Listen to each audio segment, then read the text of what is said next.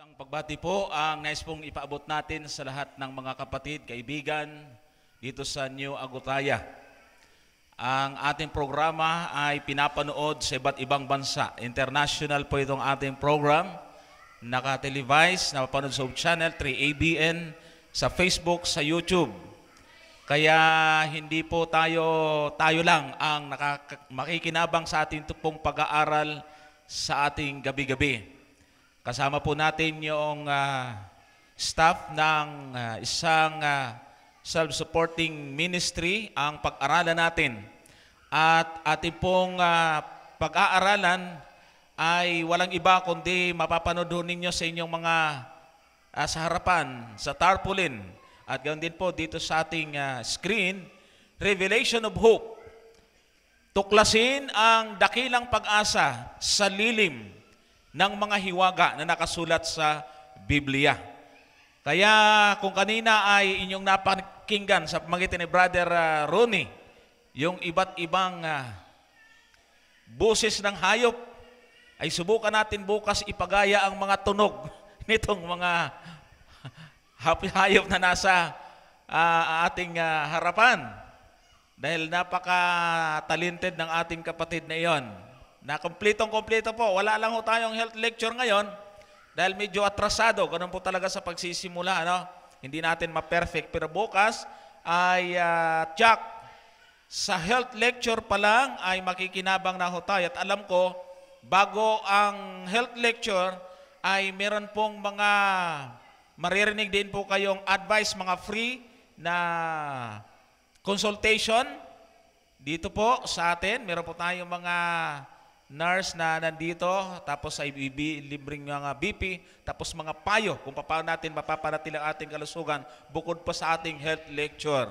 Pinapasalamatan din po natin ang pagbibigay daan sa ating mga taga-subaybay sa nanonood sa ating live streaming sa Facebook page ng pag-aralan natin.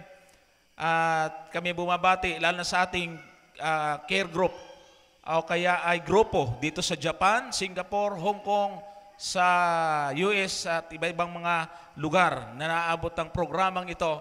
Kami po ay bumabati at salamat sa inyong pagbibigay daan na kaming nakadalaw sa inyong mga tahanan sa pamamagitan po ng pagbukas ng inyong mga television at the same time sa radyo ay napapakinggan din po tayo mga kapatid. Ngayong gabi ay parang magbibigay lang po ako ng kumbaga ay parang orientation. Bibriefing ko lang po kayo doon sa mga matatalakay nating paksa sa mga susunod na gabi.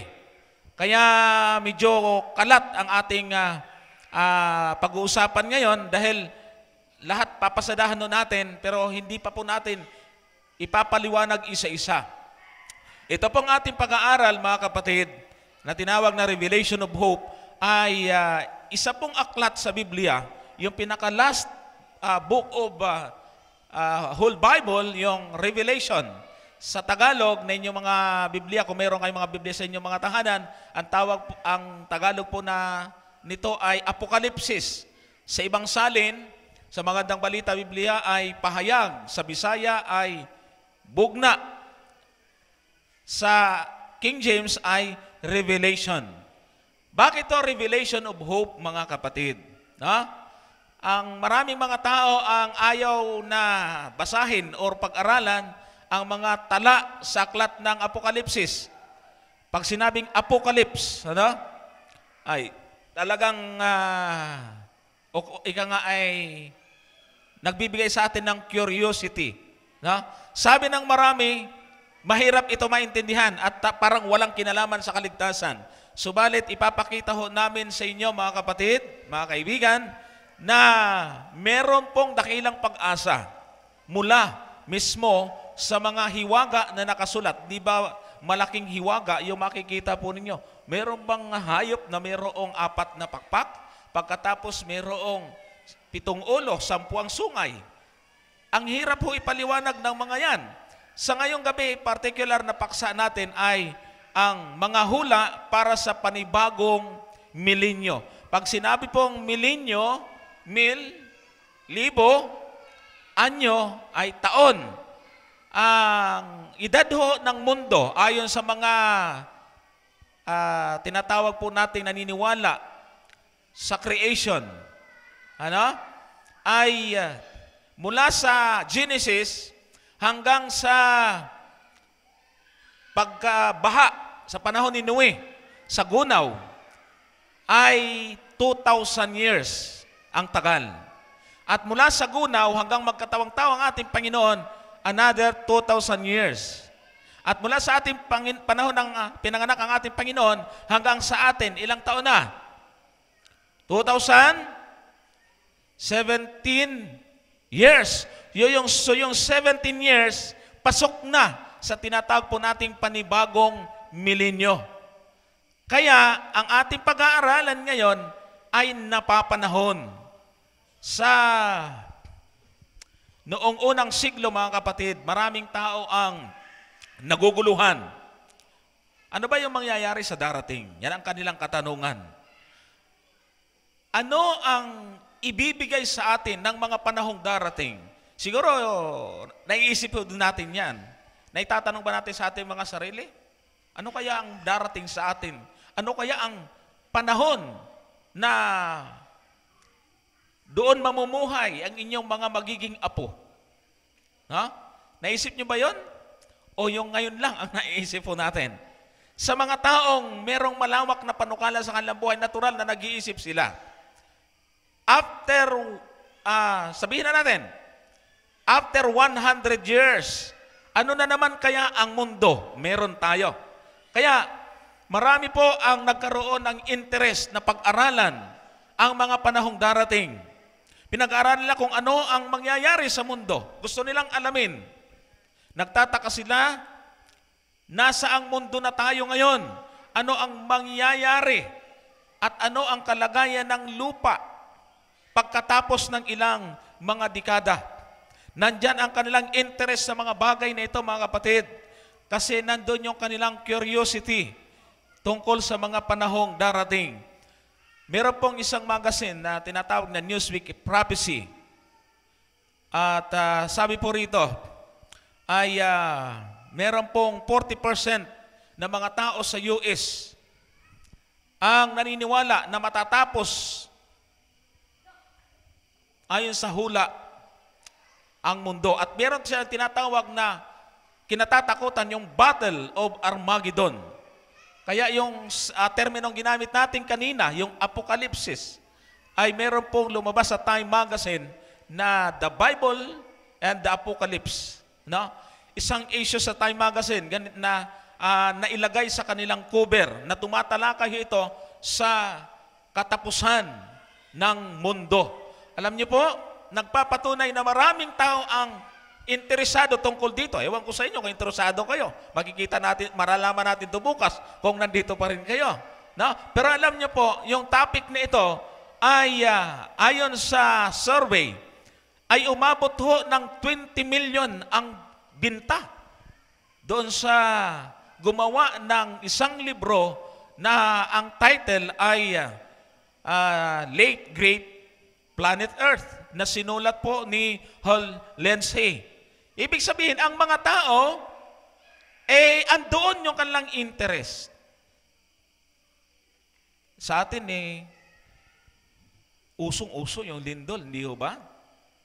Pagka lumindol ang mga tao, saka nagkaka-interest. Pag wala lindol, hindi, wala rin.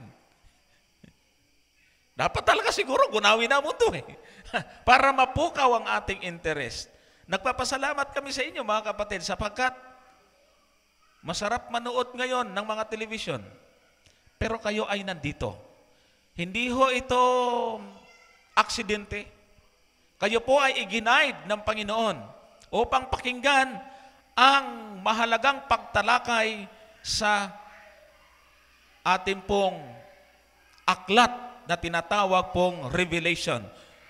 So, ito pong aklat na ito, mga kapatid, ay nasundan pa ng iba. Yung pinakabagong siri or nobila tungkol sa pangyayari sa huling araw ay yung tinatawag o may pinamagatan pong Left Behind by Tim ang mga author po nito ay dalawa, si Tim LaHaye at saka si Jerry Jenkins. Bumenta po sila ng 50 million. Ibig sabihin, itong pag-aaralan natin ay nauna nang binigyan ng interest ng mga tao.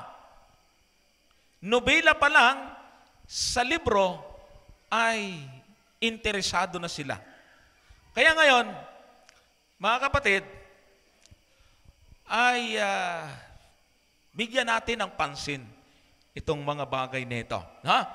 Milyong mga tao ang umaasa na masasagot ang kanilang katanungan sa pagitan ng mga pinapanood nilang mga nobela, binabasa nilang mga aklat, sapagkat gusto po nila na malaman ano nga ba ang panahong darating.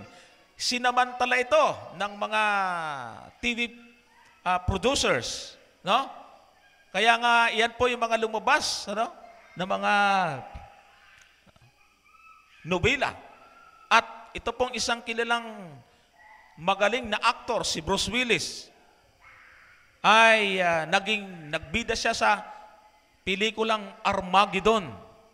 Yung word na Armageddon, mga kapatid, ay nakatala sa aklat ng Apokalipsis.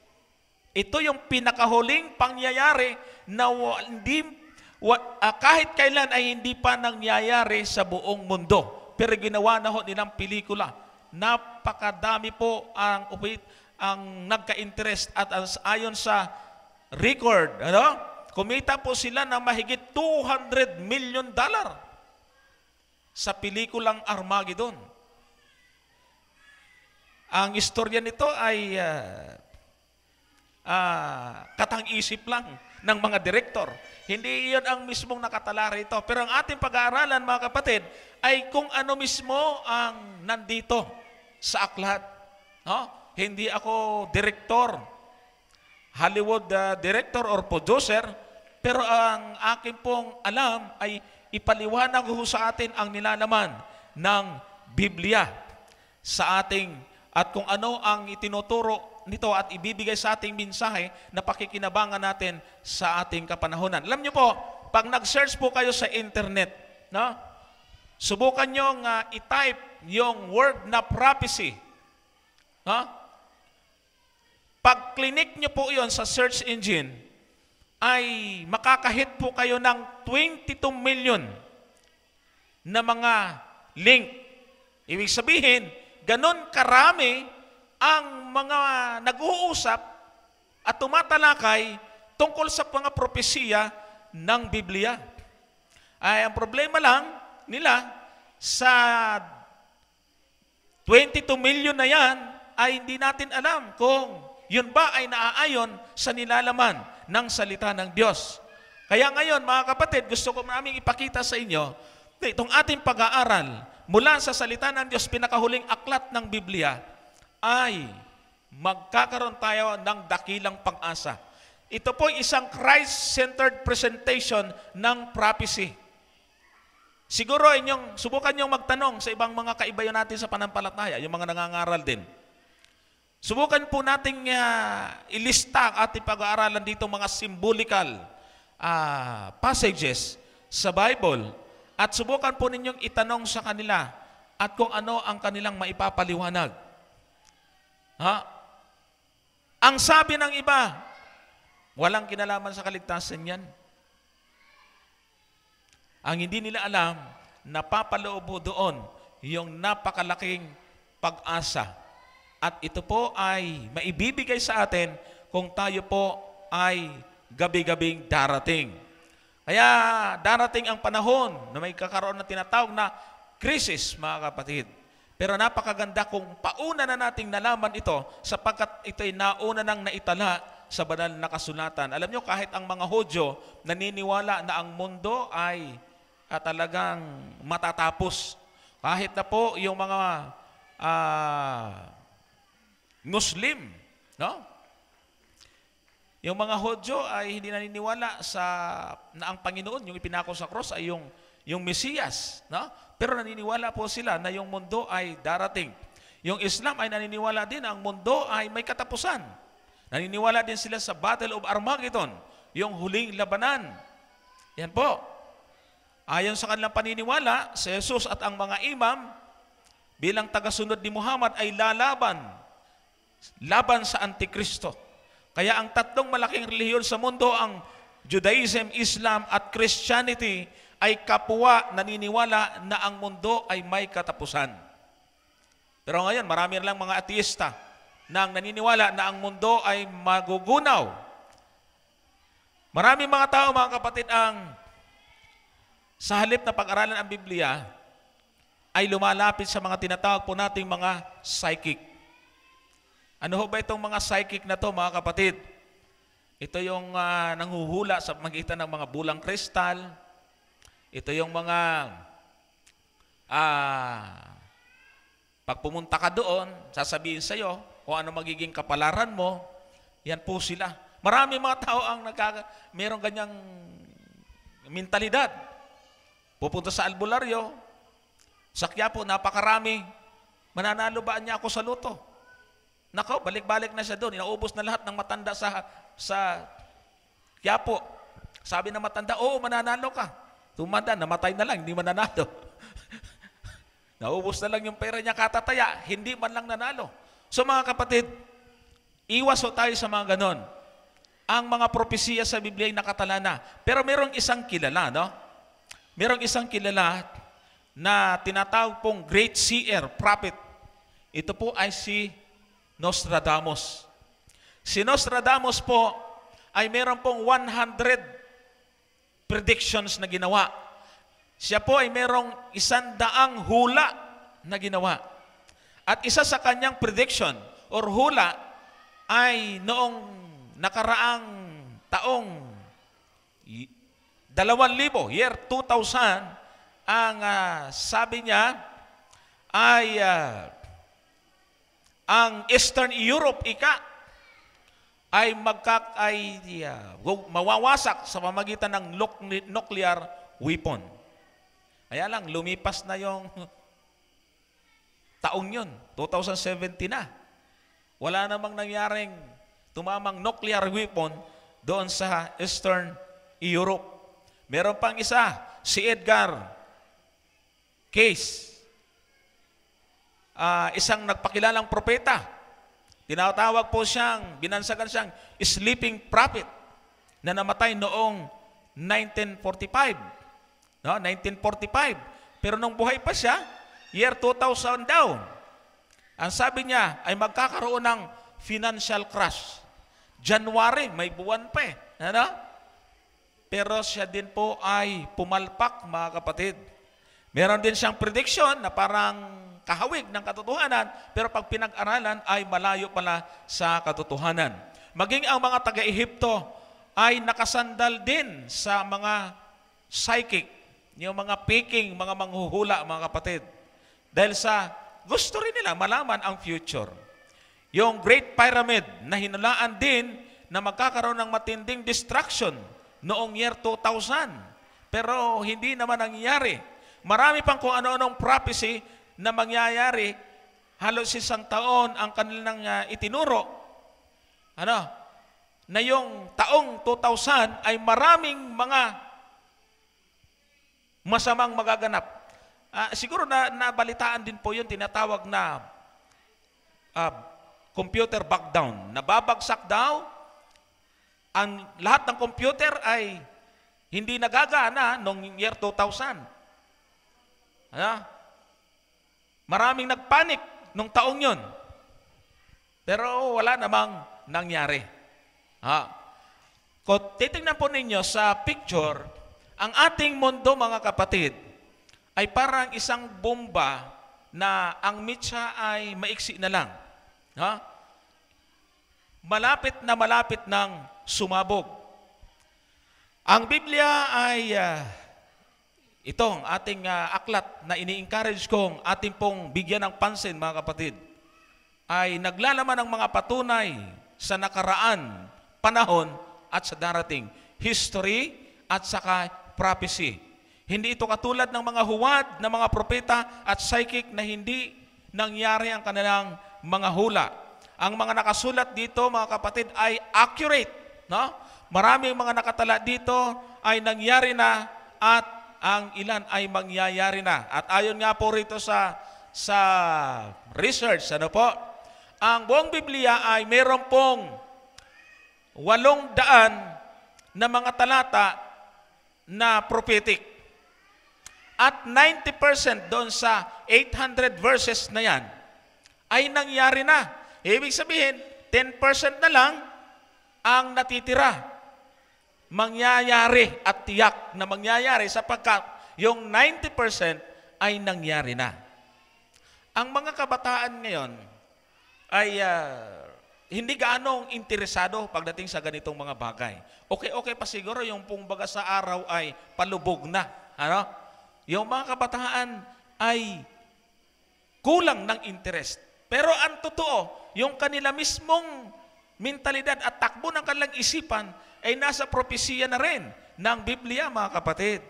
Kaya tinatawag na accuracy ng Bible, no? Ay hindi matatawaran. Kaya nga ito ang pinakamabintang aklat sa buong mundo. Ang mensahe ng tinatawag po nating aklat ng Revelation, mga kapatid, ay magdadala sa atin ng pag-asa. Hindi tayo manghuhula dito, hindi po ito ay patsambahan kung ano ang nakasulat. Ito po ay tiyakan. Ang sabi ng isang propeta, si Isaias, Kapitulo 46, talatang 9 at 10, inyong alalahanin ang mga dating bagay ng una, sapagkat ako'y Diyos at walang iba liban sa akin. Ako'y Diyos at walang gaya ko. Sa talatang 10, na nagpapahayag ng mga wakas mula sa pasimula at mula ng mga panahon ng mga bagay na hindi pa nangyari, na nagsasabi, ang payo ko ay mananayo at gagawin ko ang aking buong kaligayahan. Sa Amos 3:7, tunay na ang Panginoon Diyos ay walang gagawin kundi kanyang ipapahayag ang kanyang mga lihim sa kanyang mga lingkod na mga propeta.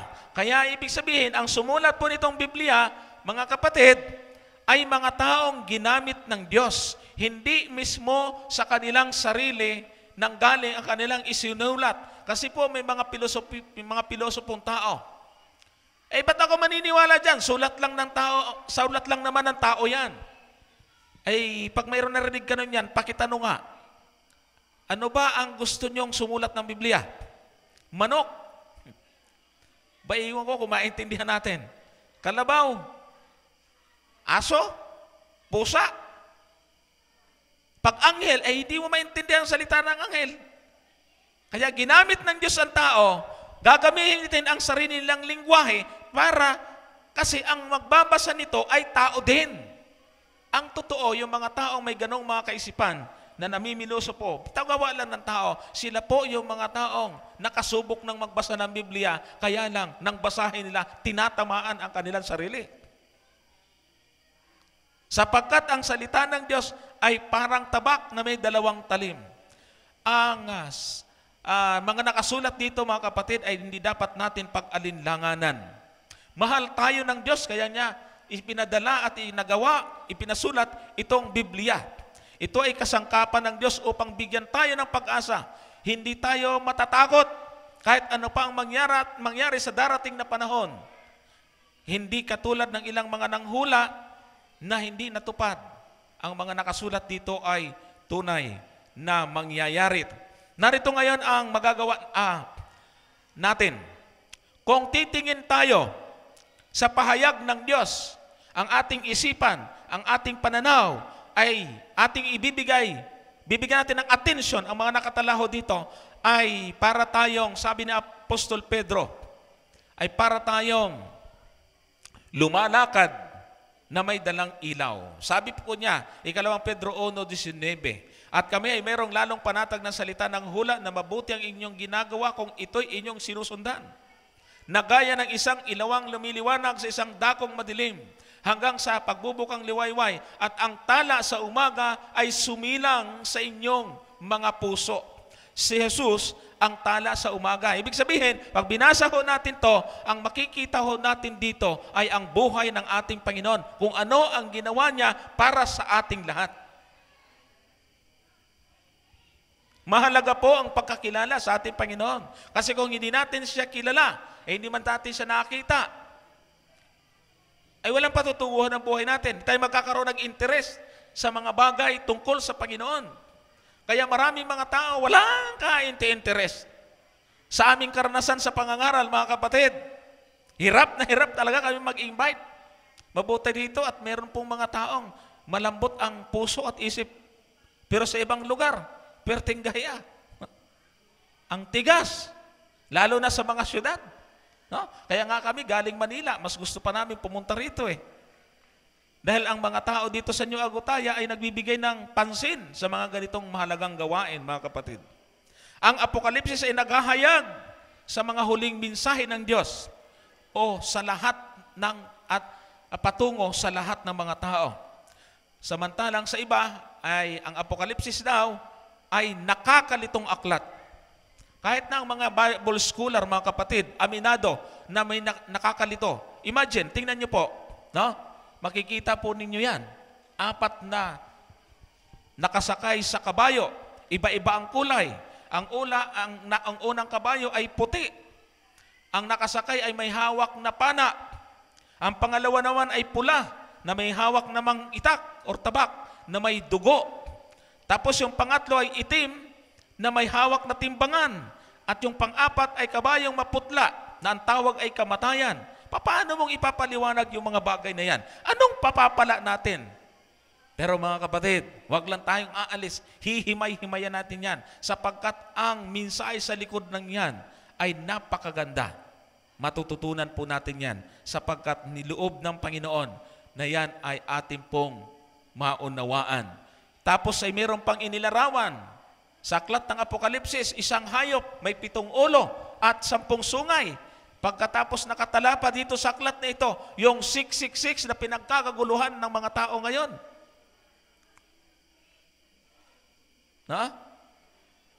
Maririnig at mababasa rin natin yung Armageddon, katulad ng ating pinag-aralan kanina, nabanggit kanina, na mayroon nang gumawa ng pelikula. Ano na pa ang ibig sabihin nitong Babylonia na katala sa aklat ng Apokalipsis? Merong 7 tatak at tapos tsaka merong 144,000. Pag tinanong mo yan sa ibang mga ngaral, hindi yan kailangan sa kaligtasan, walang biyaya dyan eh. Pero dito po sa ating serye na ito, mga kapatid, Revelation of Hope, ang nasa likod pala ng mga hiwagang ito, ay gusto ng Diyos na iparating sa atin, ay ihahayag po sa ating pong susunod na mga pag-aaral. Sapagkat may susihong ipinakita rin. Alam nyo, ang isang saradong pinto, lalo na pagkamatibay yung pinto, kahit anong sipa mo yan, suntok, balyahin mo yan, hampasin mo yan ng malaking kahoy, martilyo, ay mahirapan kang buksan. Pero sa magitan lamang ng isang maliit na susi, isang pihit mo lang, yan ay mas bubuksan. Kaya ang aklat ng Apokalipsis ay meron ding ipinakitang susi. Ibig sabihin, yung mga propesiya na yan, yung binanggit natin, ay bukas. Meron ang ibinigay na susi upang buksan yan. Kaya inilalarawan ho ito sa isang puzzle. No? Sa isang puzzle, marami ho yan. Pag tagpiin mo, hanapin mo kung saan siya ikakabit, bandang huli, makikita mo, may mukha pala roon. Pero pag hindi natin pagtsatsagaan yan at hindi mo alam buuhin yan, ay hindi natin ma-identify ano yung mensahe na nandun or ano man ang nakasulat. Kaya nga ito din, Apokalipsis nito o yung Biblia, salita ng Diyos, ay katulad ng puzzle. Hahanapin natin ang bawat bahagi, pagdudugtug-dugtungin. Pagkatapos, uuwi tayong lahat, matatapos ang gawain ito, uuwi tayong lahat na pinagpala. Ang paglalarawan ng aklat ng Apokalipsis, mga kapatid, ay katulad ng isang tabing. Pag ikaw ay nasa loob ng bahay, isang kortina, hindi makikita kung ano yung nasa kabilang side. Pag binahinawi mo yon, binuksan mo yon, makikita mo kung anong meron. Tama? So, yun ang ibig sabihin ng word na revelation, revealing or unfolding. Sa ibang termino, unfolding, ibig sabihin, binuksan, binuklat. No? Kapahayagan. Ang revelation ay nangangahulugang hindi nakasara. Sa titulo pa lang, mga kapatid, hinihila tayo para alamin ang nilalaman nito dahil ito ay bukas na aklat. Hindi natin dapat ito panatilihing lihim, kaya atin po ito pinag-aaralan. Tingnan niyo po yung Kapitulo 1, talatang 1 ng aklat na ito. Ang sabi po riyan, ang apokalipsis ni Jesucristo na ibinigay ng Diyos sa Kanya upang ipahayag sa Kanyang mga alipin sa makatuwid ay ang mga bagay na nararapat mangyaring madali at Kanyang pinadala at ipinaalam sa pamamagitan ng Kanyang anghel sa Kanyang alipin na si Juan. So sa unang bahagi pa lang dito, mga kapatid, ay naroon na ang pangalan ng ating Panginoon. Siya ang nagbigay nito kay Juan, siya ang may taglay nito, binigay mga sa anghel, tapos ibinigay ng anghel kay Juan. Si Juan naman, ibinibigay ito sa atin. Kaya, kung ating titingnan dito,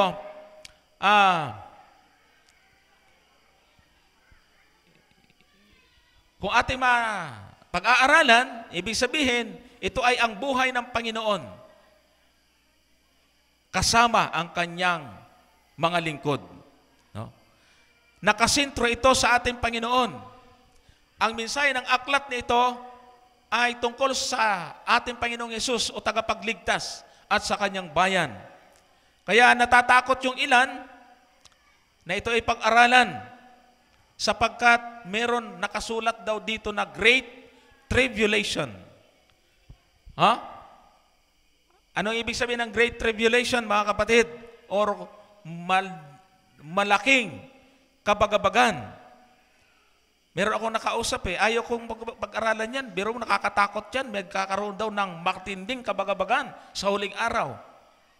Samantalang ang totoo, mga kapatid, meron na pong mga tribulation sa ating mga tahanan, sa ating mga sarili. No? Baka yung inyong asawang lasinggo ay problema palagi at nagwawala. Yan ay tribulation nyo. Kung inyong kapitbahay palaaway, tribulation din yan. So marami tayong mga pagsubok. Yan ay mga pangyayari na nag-aalis sa ating kapayapaan. Ang Panginoon, Jesus, ay hindi nagpabaya sa Kanyang bayan. Alam po ba ninyo na noong tinatawag po nating persecution, yung Dark Ages. Ano yung Dark Ages, mga kapatid? Madilim na kapanahunan. Sa propesiya ay mayroong nangyari. Mula 538 hanggang 798 AD, yan po ang Dark Ages. Marami pong mga Kristiyano, mananampalataya sa ating Panginoon, ang pinaglalaruan ng Imperyo Romano. Hinuhuli, nilalagay doon sa isang arena, pagkatapos bibitawan yung mga mababangis na mga leon. At ang kanilang gagawin ay lalapain yung mga tao. Yung iba naman ay sinusunog. Sabi ng iba, asa ng Diyos? Sa panahon yun, ba't niya pinabayaan? Ang totoo po noon, mga kapatid, kaya nila nakaya na mamatay, na nagtatapat sa Diyos, sapagkat ang Panginoon ay sumasama sa kanila. May mga tao na ayaw magbago. Baka hindi ko kayanin. Tapos magpamiyembro ako, nagsimba-simba ako, tapos makagawa ko ng kasalanan. Nakakahiya, ayoko. Yan ang isipan ng mga tao, di ba? Yun ay iisipin, mananatiling isipan natin kung hindi natin tatanggapin ang Panginoon sa ating buhay. Bakit may mga tao na kahit patayin mo, hindi susurrender sa kanilang pananampalataya? Ibig sabihin, pumasok at nasa puso nila ang ating Panginoon. Kaya sila'y matibay. Kung wala ang Panginoon sa ating buhay, mga kapatid, konting bagyo pa lang, takot na tayo. Para mawala at lumayas yung mga takot sa ating, yung mga alalahanin, ang isa lamang solusyon ay tanggapin ng ating Panginoon sa ating mga buhay. Sabi sa aklat ng Apokalipsis 22:10, at sinasabi niya sa akin, huwag mong tatakan ang mga salita ng hula ng aklat na ito sapagkat malapit na ang panahon. So, kaya natin naiintindihan ito sapagkat ayon mismo sa talata ay hindi pumayag ang Panginoon na tatakan, silyuhan, or isara. Kaya ibig sabihin, hindi ito nakasarang aklat. Masarap po itong pag-aralan. Ginawa ho ito ng ating Panginoon para sa atin, mga kapatid at mga kaibigan. Gusto niyang maunawaan natin ang kanyang mahalagang mensahe sa atin. Ang mga tao ngayon, wala nang pakialam. Maraming mga tao walang pakialam sa Diyos. May pakialaman, kunti lang. Tama lang din makapakinig ng konti, uwi na. Yun o ba ay kinalulugdan ng Panginoon, yung mga kapatid? Patikim-tikim lang ng tayo pag gusto natin makinig ng salita ng Diyos. Ang gusto ng Panginoon ay buong pusong pag-ibig sa Kanya sapagkat siya ang sentro ng Biblia. Gusto niya tayong bigyan ng katiyakan. Gusto na tayong bigyan ng matagumpay na paraan ng pamumuhay laban sa kasamaan ng mundong ito. Kaya ang aklat na ito ay hindi katulad ng isang pagkaing matigas na mahirap nguyain. Hindi ito katulad ng mga candy na sumisira sa ating mga ngipin o kaya mga pagkaing sumisira sa ating kalusugan at nagbibigay ng matinding sakit sa ating katawan. Ito po ay babasahin na magbibigay sa atin ng malusog na relasyon sa ating Panginoon. Kaya nga, kung ikaw ay isang kabataan na naghahangad na magandang kinabukasan, malaki ang magagawa ng aklat at ng pag-aaral na ito sa iyo, kapatid. Ang Diyos na lumalang ng mundo ay siyang Diyos na ating pinag-aaralan. Kung gaano kadakila ang kanyang pag-ibig, siyang lumikha ng sanglibutan. Hindi niya pa rin tayo pinababayaan hanggang ngayon. Balikan natin yung pagkasulat. Sino ho ba ang sumulat ng aklat na ito? Ang sumulat to ng aklat ng Apokalipsis ay si Juan, Revelador. At ito ay para sa ating lahat. Ang aklat na ito ay magbibigay sa atin ng lakas, mga kapatid. Nakita ng apostol na Juan, sapagkat si Juan ay isa sa alagad ng ating Panginoon, yung four gospel, Mateo, Marcos, Lucas, Juan, siya yung Juan na yan. Siya rin sumulat ng Apokalipsis. Ang Juan na ito ay naging saksi ng pakainan ng Panginoon. Ang napakaraming tao sa magitan ng ilang pirasong tinapay lamang at isda.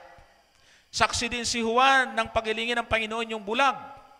Nakita din ni Juan kung paano naging mapanalanginin ang ating Panginoong Yesus. Saksi din siya ng mapako at mamatay ang ating Panginoon doon sa cross. Alam niya ang istorya ng pagkabuhay ng ating Panginoon. Nasaksihan din niya ang pag-akyat ng Panginoon sa langit hanggang sa ito unti-unting mawala sa kanyang paningin. Subalit ngayon, itong Jesus na ito ay ating pinag-aaralan, mga kapatid. Kaya nga sabi ng uno-uno ng Apokalipsis, upang ipahayag sa kanyang mga alipin sa makadwid-bagay ang mga bagay na nararapat mangyaring madali. At ito ay sinulat mismo ng apostol na ito na si Juan. Sa 1:3 ng Apokalipsis, mga kapatid, mapalad ang bumabasa at mga nakikinig ng mga salita ng hula at tumutupad ng mga bagay na nangasusulat doon sapagkat ang panahoy malapit na. Kapatid, kaibigan, sa iyong mapapakinggan dito, gabi-gabi, ay unti-unting magkakaroon ng pagbabagong ating mga buhay. Siguro, mula ngayong gabi, sa tuwing magbabasa na tayo ng Biblia, iba ng ating magiging pakaramdam. Mararamdaman natin ang kakaibang pagbabago sa ating mga buhay. Yun ay kung hahayaan natin na ang Panginoon ang mamuhay kasama natin. Ang mga propesiya sa Apokalipsis ay nagbabago ng buhay ng tao. Ang sabi po rito, sabi ito, si Jesus ang Alpha at ang Omega. Siya ang pasimula at ang wakas. Siya ang ilaw ng sanlibutan. Siya ang makapangyarihang manlilikha. Siya ang korderong pinatay. Sa Apokalipsis, siya ang matuwid na hukom. Siya ang haring darating. Siya ang mananakop na nagtatagumpay. tinalo niya ang kanyang mga kaaway. Kaya ang kapahayagan ng Panginoong Hesus ang babago sa buhay ng sinumang tao. Lumapit tayo sa Kanya, mga kapatid, na may espiritong mapagpakumbaba. Hilingin natin sa Kanya na tayo ay Kanyang tulungan sa ating mga kahinaan. Wala tayong magagawa kung hindi tayo tutulungan ng ating Panginoon. Sapagkat ang alam nating gawin ay kasamaan. Alin ba ang mas madaling gawin? Masama o mabuti? No? Mas tamang gawin ang mabuti, pero napakaraming mga tao ang mas madali ang nagagawa, ang kasamaan. Bakit pa yung tao o yung bata, pagkapanganak, hindi mo turuan ng masama, pero kusang lilitaw sa kanya. Tinuruan mo ng mabuti, hindi mo makakita sa kanya. Ganon ho ang epekto ng naging kasalanan ng tao dahil sa pagtalikod niya sa Diyos. Kaya sa talatang 4, ang Apokalipsis, biyaya ang sumainyo nawa at kapayapaan mula doon sa Kanya na ngayon at nang nakaraan at darating. Si Jesus ay mas mataas sa kanino man tao dito sa lupa. May mga tao na nangunguna ng isang mga samahan or denomination. Pero sa halip na ipakilala ang ating Panginoon, ang itinataas ay ang Kanyang sarili bilang puno, bilang sugo. Ewan ko kung nakaka-relate kayo. Maraming mga leader ng pananampalataya na ang mga miyembro, pag tinanong mo, ang bukang bibig, yung kanilang mga leader. Huwag nawang mangyari yan, mga kapatid, sapagkat hindi yun kalooban ng Diyos. Sa Seventh-day Adventist, hindi nyo marinig na binabanggit namin sino yung leader namin. Ang aming itinataas sa tuwing kami po ay nangangaral ay ang ating Panginoong Hesus. Ang Panginoon ay binanggit sa maraming kaparaanan sa Biblia. Yung word na Jesus was. No? Isang katotohanan ng ating Panginoong Hesus sa pasimula pa ay sa kasama na ng Ama. Hindi ho totoo na si Kristo'y umira lang nung siya'y ipanganak ni Maria. Naroon na ang ating Panginoon nang likhain si Adan at si Eva. Kung pag-aaralan natin yung banal na kasulatan. Ang Jesus na ito ay may kakaibang karanasan sa buong sangkatauhan at maging sa kadyusan. Alam niyo po yung Greek word na monogenes theos, na ibig sabihin, only begotten God. No? Monogenes theos, ibig sabihin, the only unique God. Sapagkat ang Godhead ay merong tatlo, Ama, Anak at Espiritu. Doon sa tatlo, siya ang pinaka-unique. Siya po ang nagkatawang tao, sapagkat ang Ama Espiritu, ang Holy Spirit ay Espiritu din, walang laman at buto. Subalit ang Panginoon ay nagkaroon ng laman. Para tubusin tayo ay ginamit niya ang isang likas ng pagiging tao. Pwede naman siyang mahulog dito sa lupa, malaki na eh. Binata na, nangangaral na. Pero mas pinili niya ang maging dumaan sa sinapupunan ng isang tao, ipanganak, ipinaglihi, at hanggang sa ipanganak, at hanggang sa siya ay mamatay doon sa cross. Siya ang walang hanggan o walang katapusan Diyos. Humarap po siya sa iba't ibang pagsubok, mga kapatid. Bakit niya kailangan yung pagsubok? Naisip niyo pa ba? Oo ba? Ba't kailangang daanan ng Panginoon yung pagsubok? Pwede namang tubusin niya yung tao nang hindi siya naghihirap. Nakangiti lang habang pinapako. Pwede naman yun.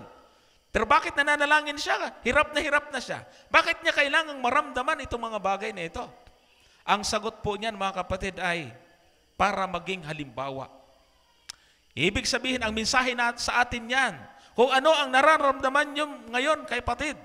Naghihirap ka, nagdaramdam ka, bigo ka, niloko ka, natinggoy ka, nanakawang ka, lahat. May sakit ka, lahat ng kahirapan nasa iyo na. Ang ibig lang sabihin yan, dinaanan na ng Panginoon yan. Kaya natin yan. Kailangan natin siya sa ating buhay sapagkat siya ay nagdanas na ng kahirapan. Kaya kung ating tatanggapin siya sa ating mga buhay, mga kapatid, siya ang magpapahilom sa lahat ng sakit na ating nararamdaman. Ha? Siguro nararamdaman natin na parang wala tayong inaalala. Pinaiwan ang ibig sabihin na palang problema. Dahil kahit wala kang inaalalang kahirapan, kung sa iyong paglalakad, bigla ka na lang matapilok. Problema pa rin yan, ha, kapatid. Yan ang ibig po natin sabihin. Kaya kailangan natin ang ating Panginoon. Jesus is, ibig sabihin, siya yung Kristo na walang pasimula, walang katapusan. Siya ang nabubuhay at wala ng kamatayan kahit kailan. Yung mga leader ng panampalataya ngayon, nagpapakilala, mga kapatid, lahat yan, mga patay na. No? Yan si Buddha, si Muhammad, yung mga Diyos ng mga Hindu at kung sino-sino pa. Wala, mga patay ang mga yan. Tanging ang ating Panginoon ang walang kamatayan at siyang darating na hari ng mga hari at Panginoon ng mga Panginoon. Sabi sa 1:7 ng Apokalipsis, narito siya'y dumarating na nasa mga alapaap at makikita siya ng bawat mata. Kahit pa yung bulag. Kasi bubuksan yan at makakakita yan pagdating ng Panginoon. Kaya hindi tayo dapat mawalan ng pag-asa, mga kapatid. Ang aklat ng Apokalipsis ay tinatawag na aklat ng pag-asa. Kaya revelation of hope. Ang pagdating ng ating Panginoon, ito yung pinaka-climax, pinaka-sukdulan. No? At sa mga pangyayari, climax, rurok. No? Ano bang magandang termino pa ng climax, mga kapatid? Basta ito yung pinaka-sukdulan. No? Tingnan niyo po ito. Ang sabi ng Panginoon, hindi na tayo, ang sabi ng Apokalipsis, hindi na tayo katulad, magiging katulad ng mga ulila. Hindi na tayo nag-iisa. Ang kahirapan at sakuna ay wala ng kapangyarihan. Ang mga kalamidad ay hindi na tatalab sa atin. Ang mga sakit ay hindi na mararanasan. Ang kalungkutan ay mapapawi. Ang kamatayan ay tuluyang malilipol. Ay ang Apokalipsis ay nagbibigay sa atin ng pag-asa at lakas ng loob upang harapin ang bukas. Ang isla ng Patmos, mga kapatid, daanan natin ng konti. Sa isla na yan, itinapon si Juan Revelador. Kaya siya tinawag na Juan Revelador, sa kanya ni-reveal ng Panginoon yung mga pinag-uusapan natin ngayon. Alam niyo kung bakit siya tinapon sa isla ng Patmos? Dahil ang mga alagad, lahat ng mga alagad, pinagpapatay. Tanging si Juan lamang ang namatay sa katandaan. Iba't ibang kamatayan. Yung iba, binabalatan ng buhay. Si Pedro, pinako ng patiwarik. No? Yung naranasan ng mga alagad. Binigyan sila ng katapangan sapagkat nasa buhay nilang, kasama na sa buhay nilang ating Panginoon. Si Juan Revelador, may pinakulong napakalaking kawa. Tapos inilublob si Juan Revelador na sa kumukulong mantika. Ay pambihira, hindi ba namatay? Nag-swimming. Sabi ng mga kawal Romano, delikado ito. Mukhang may anting-anting yata ito eh. Ang maganda, dalhin natin sa isla ng Patmos. Sigurado patay siya roon. Dahil nag-iisa siya. Ang isla ng Patmos ay islang mabato at puro bato. Kaya lang nandun na siya sa isla ng Patmos, nagpakita sa kanya ang Panginoon sa pagitan nitong mga propesiyang ito, mga pangitain. At ang pinaka nakakatawag sa kanya ng pansin, kaya lagi niyang binabanggit, ay yung pagdating ng ating Panginoon. Kung saan inilalarawan niya na makikita siya ng lahat ng mata. Sa Kapitulo 5 ng aklat nito, ay isinulat niya rin yung narinig niyang masayang awitan. Sabi diyan, narinig kong nangagsasabi sa kanya na nakaupo sa luklukan at sa kordero ay ang pagpapala at kapurihan at kaluwalhatian at pagkahari magpakailanman. Yan ang awit na kanyang narinig. Sa Kapitulo 6 at 7 ay nandoon yung 4 na klase ng mga kabayo na binanggit na rin natin kanina. Sa 14 at 15, ang sabi diyan, ang mga ito ang galing sa malaking kapighatian at ang nangaghugas ng kanilang mga damit at pinaputi sa dugo ng kordero. Kaya't sila nga ay nasa harapan ng luklukan ng Diyos at nangaglilingkod sa Kanya araw at gabi sa Kanyang templo. Sa Kapitulo 8 at 9 ay nandyan yung mga trumpetang hinipan. Nang ibig sabihin ng trumpeta ay digmaan, labanan, na sunod-sunod. Yan ay mangyayari sa mundo, mga kapatid. So, gusto ipahayag sa atin, sa aklat na ito ang hindi pa naririnig natin na mga mensahe sa mga nakaraan. Meron tayong pag-asa, pag-asa sa bagong kaharian, pag-asa sa bagong samahan, pag-asa sa bagong leader, pag-asa lalo na sa pagdating ng ating Panginoon. Sa Kapitulo 13 at 14 ay diyan nakatala yung hayop na may 7 ulo at 10 sungay na mapag-aaralan natin sa susunod. Ang sabi diyan, nakita ko at narito isang alapaap na maputi at nakita ko na nakaupo sa alapaap ang isang katulad ng isang anak ng tao at sa kanyang ulo ay may isang putong na ginto at sa kanyang kamay ay may isang panggapas na matalas.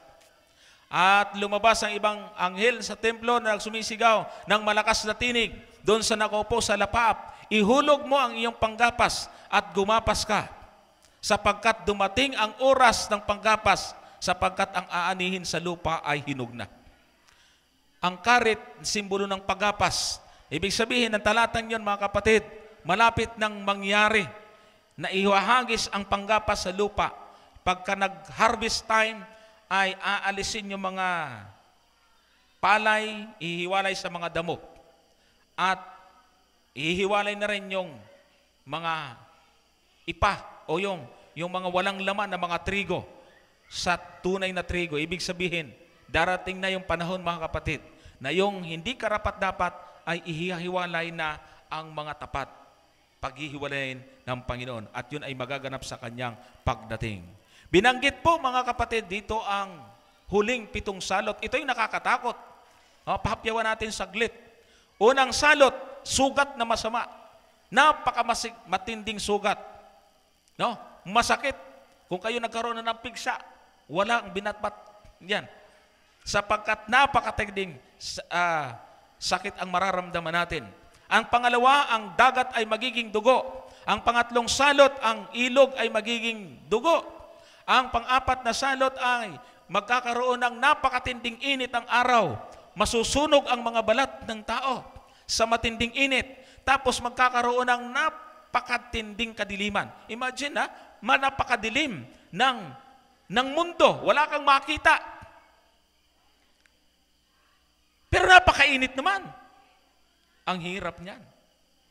Yung Battle of Armageddon, ika-6 na salot, at yung ika-7 ay ang pagdating ng ating Panginoon. Sabi niyan, at ibinuhos ng ika-7 ang kanyang mangkok sa hangin, at lumabas sa sanktuaryo yung isang malakas na tinig mula sa luklok at nagsasabi, naganap na. Sa 17:14, ang sabi po ng Apokalipsis, makikipagbaka ang mga ito laban sa kordero at sila'y dadaigin ng kordero sapagkat siya'y Panginoon ng mga Panginoon at hari ng mga hari at ang mga kasama niya na mga tinawag at mga pili at mga tapat ay mananaig. Yung kapangyarihan nitong mga salot at kasama na ito ay lulupigin at dadaigin ng ating Panginoon. Kaya tinawag siyang hari ng mga hari, Panginoon ng Panginoon. Doon sa Kapitulo 19 ng Apokalipsis. Yan. Okay, bakit ba pinili ng Panginoon ang dumanas ng matinding hirap, kapatid, katulad ng ating nabanggit kanina?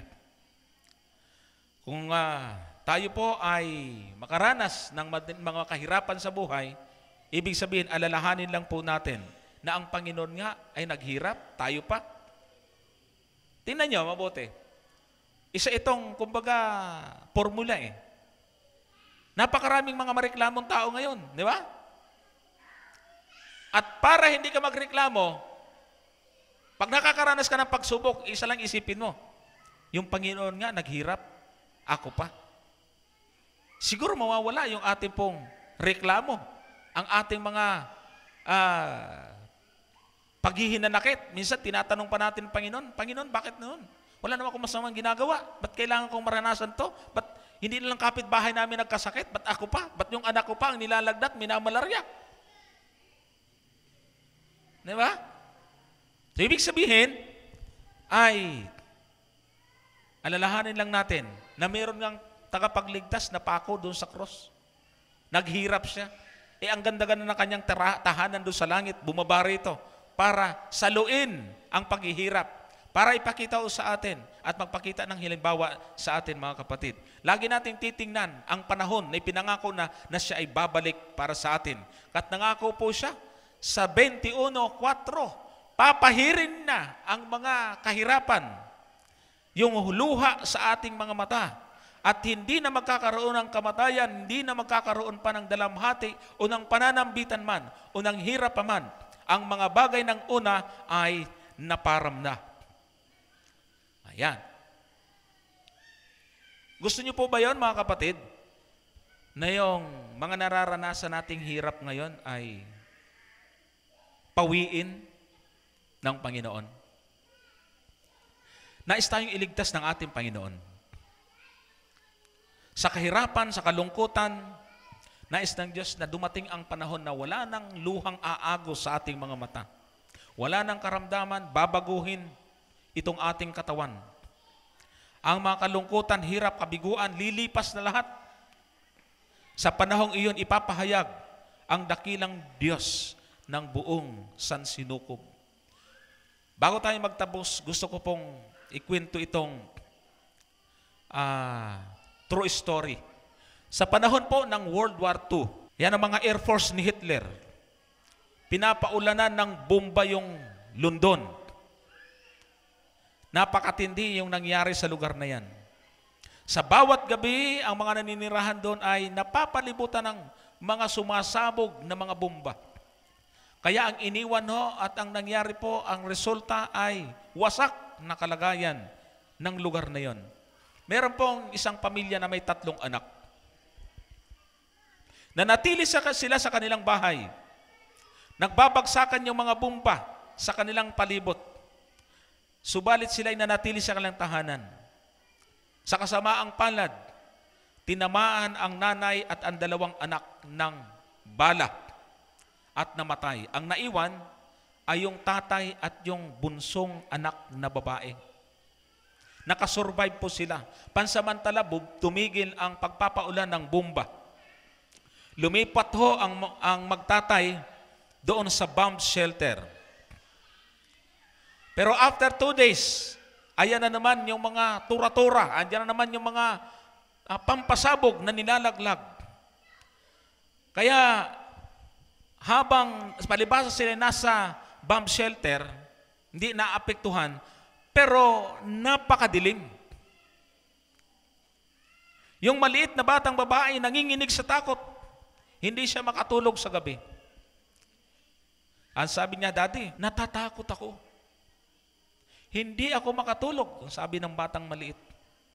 Siguro mga 3 years old.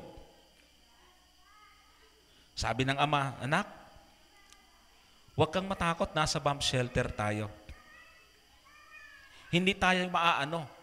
Ligtas tayo dito. Napakadilim, halos hindi sila magkakitaan ng muka. Sa sobrang dilim. Sabi ng bata, Daddy, binabantayan mo ba ako? Hinawakan ng ama ang kamay ng kanyang anak at sabi niya, yes, anak. Sabi ng bata nakatingin ka ba sa akin? Ang dilim. Sabi ng tatay, yes anak, tinititigan kita. Sa mga salitang yun, agad-agad nakatulog yung bata. Mga kapatid, ang Panginoon nakatingin sa atin. Gusto nyo bang sabayan? Mga kapatid, ang Panginoon nakatingin sa atin. Nakikita niya yung ating mga pinagdadaanan. Pero sabi niya, anak, gusto kitang balang araw, dalhin kita doon sa inihanda kong tahanan para sa iyo. Doon sa ating nabasa, mga kapatid, ang tanong ko sa inyo, sino ba sa atin ang tatanggap or gustong tanggapin ang Panginoon sa kanyang buhay? Mahirap ang buhay sa mundong ito, mga kapatid. Napakaraming mga kahirapan na ating mararanasan. Hindi ba natin pagbibigyan ang panawagan ng Panginoon sa atin? Di ba pwede nating itanong sa ating Panginoon kapag tayo naghihirap, Panginoon, nakatingin ka ba sa akin? Alam mo ba ang aking dinadanas na kahirapan?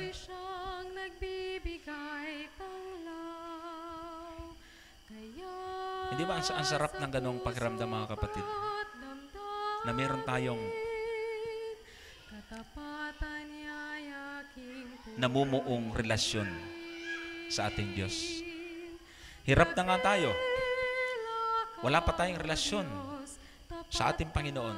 Ano na lang ang bukas na naghihintay sa atin?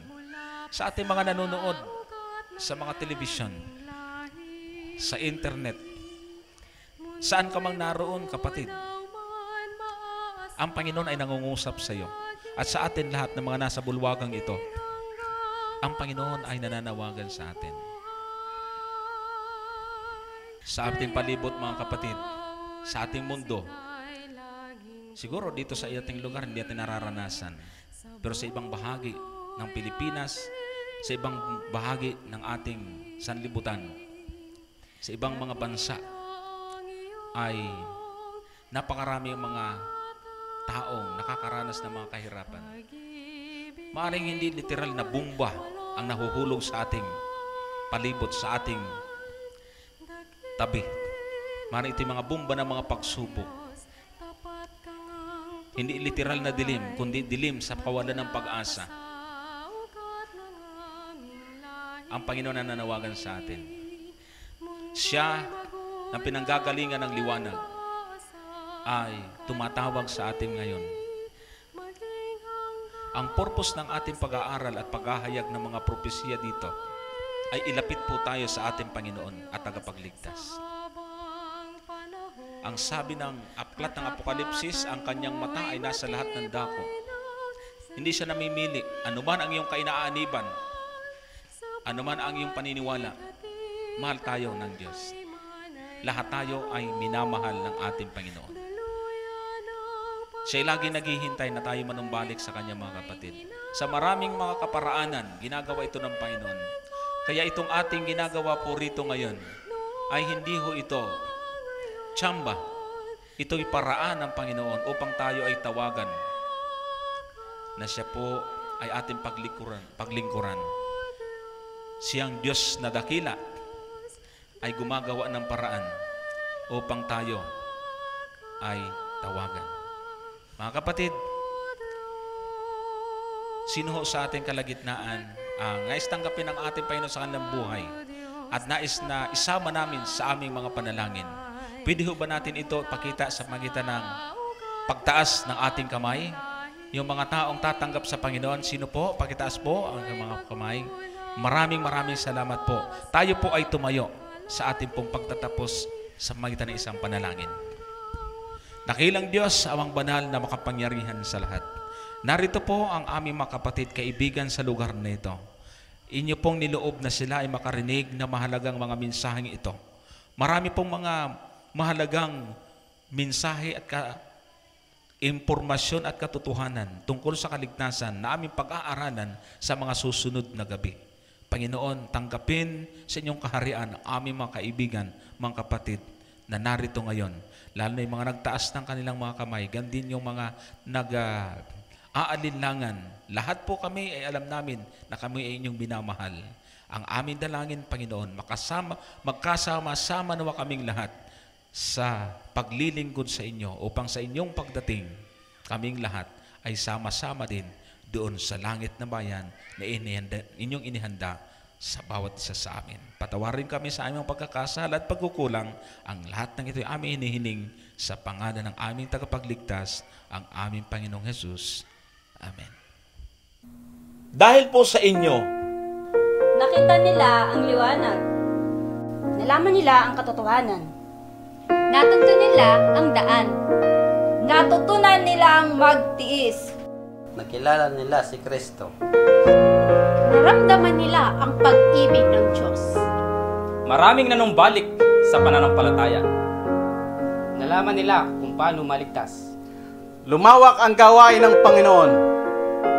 Kaya, nananatili ang pag-aralan natin ministry. Sa lahat ng mga naging bahagi ng pag-aralan natin ministry, maraming salamat sa inyong pagtitiwala at patuloy na suporta. Kami ang Pag-aralan Natin Ministry Family.